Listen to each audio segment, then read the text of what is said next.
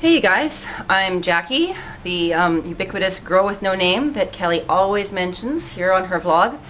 I vlog myself quite often, as you probably are well aware, listening to Kelly talk about me all the time. Thank you so much for the honor, girl. I appreciate all the kudos and references and stuff that you make to me and my knowledge, which I hope I'm worthy of. Anyway, Kelly's asked me to do a bit of a guest appearance, which I'm more than honored to do. And I thought I would talk a little bit about my quest to get rid of that last fat pad on my stomach, belly fat. Something that I've never been able to do in my entire life after leaving, after hitting puberty anyway. I was pretty skinny as a little kid, but then I started drinking and partying and being human and eating and, yeah. Constant battle with trying to get the fat off my belly.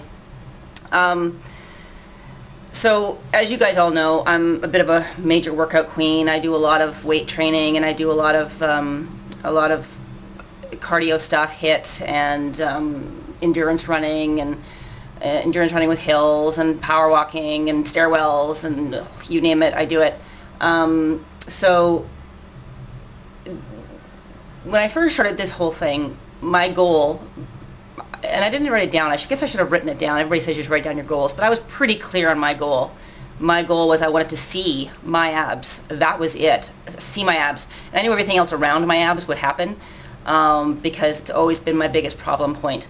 So on my journey to take off a bunch of weight, first of all, I knew I had to take off like 20 pounds before I was even going to get anywhere near seeing my abs. I did start becoming quite insane about working out and quite insane about researching things on the computer about ways, new techniques, and that's how I actually discovered things like HIIT. I never knew that existed a year ago.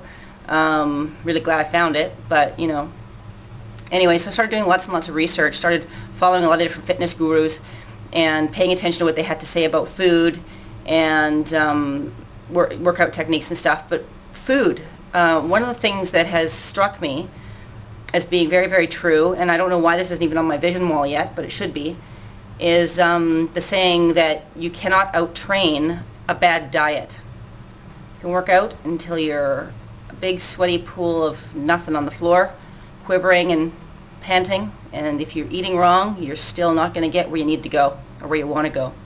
So I became pretty crazy about my diet, and one of the things that I learned was estrogen is really, really prevalent in our society, at least in North America and Western civilizations, probably in Europe as well, probably in Asia. A lot of things that we consume mimic estrogen in our bodies, which is something that actually aids women in hanging on to belly fat. It's all about having belly fat genetically because we're born and raised to have children, and where do we carry our children while they're gestating in our belly, and what does the fat help do? What protect them from danger if you get knocked or something or hurt or wild animal comes after you? Obviously none of that happens really in today's society, but that's where that's our history. So getting belly fat off for a woman is we're going against our own genetics. So anybody who's done it, kudos, because it's not easy. Anyway, many of the things that do mimic estrogen that I've now cut out of my body, of my diet, pardon me, is things like soy, especially processed soy.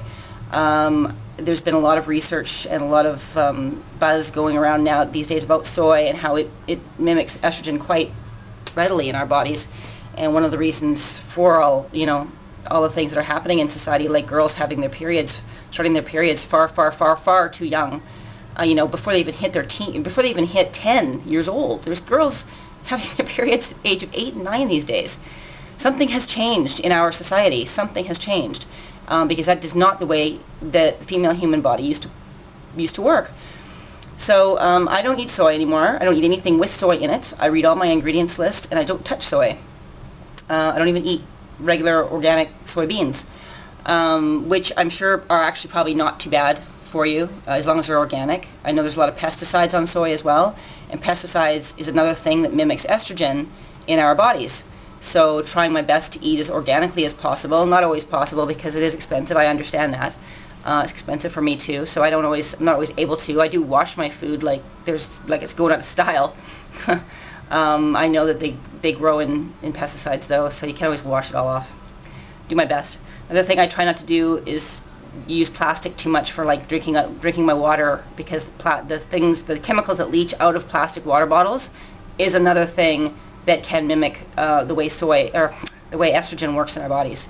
So I try to stay away from that. I've also heard that beer, just regular old beer, is one of the things that has a lot of estrogenic properties in it as well. Luckily, I don't really like beer anymore. I used to drink it a lot when I was younger. Probably one of the reasons I got that fat pad in the first place. But I don't really enjoy it as my alcoholic beverage of choice. So that's an easy one for me to not drink. And as well, I only eat organic meat, and that is one thing I actually do invest in, is the organic meat, because I've read so much stuff about how non-organic meat is raised and what's in it. And, I mean, they feed them soy grain. So you know what? I don't eat soy. If they're going to eat soy grain, it's going to be in their meat as well, right? So I've actually learned a lot of things about organic meat, in that if they're left to their own devices to eat things they're supposed to eat, like grass, their meat actually takes on a much healthier quality and has a lot more omega-3s in it than it would otherwise if it was mass-produced meat. So I don't eat farmed fish, only wild, and I don't eat mass-produced meat of any kind, chicken, beef, whatever. I do eat things like buffalo and stuff, which is it's really yummy. You should try it. I still want to try ostrich, but anyway, I'm digressing. Anyway, in my quest to get rid of my belly fat and in my efforts to eat the way I've just described, I have succeeded. I have abs now. I've never seen them before. I'm really enjoying having them. Or seeing them, meeting them for the first time. They look great. I've worked hard. I'm proud of them. And I would recommend trying some of these eating techniques, I guess you could call them, if you're interested in seeing your belly fat go to and you're having a hard time getting that last bit off. I think that might have been a lot of what did it for me, was changing the way I ate dramatically. Anyway, that's all I had to say about soy, estrogen, and diet and all that stuff. So I hope to see you over on my own vlog at some point. Feel free to check me out. I know Kelly's got a link on her site here somewhere. So I appreciate that. Thank you, girl. And can't wait to see what you got uploaded today. I haven't checked you out yet today, so I'm going to do that now. Hope everybody's having a great weekend, and we'll see you out there in cyberspace soon. Bye!